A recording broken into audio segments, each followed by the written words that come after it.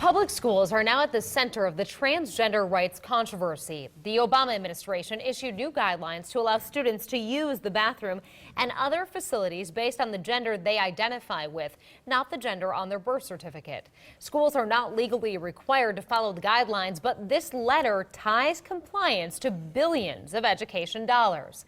So how is this new directive playing here in the Omaha area? Today we went in search of reaction from schools and parents. Reporter Joe Cadat has more on what he discovered.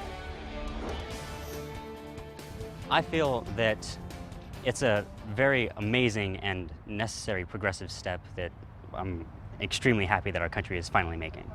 James Johnson has lived in Council Bluffs a year and says it's the right time for the transgender school bathroom guidelines outlined by the Obama administration this morning.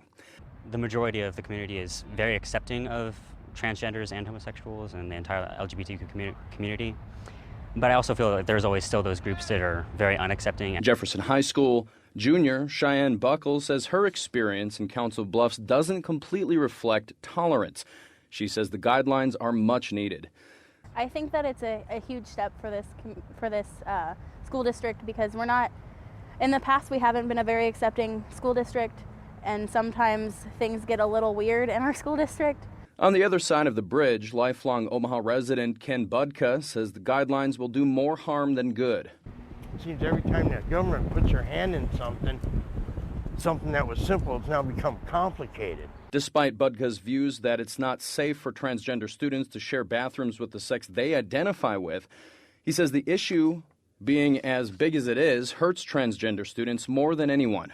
No one's really sitting back and looking at the place that they're being put in, the people who are having the identity crisis, and it's really unfair to them, unacceptable. No matter what the guidelines are, Budka says he doesn't like the federal government making local decisions. You know, the bottom line is, let's ask President Obama if he would be comfortable with his daughter being in the bathroom with a young man who thinks he's a woman.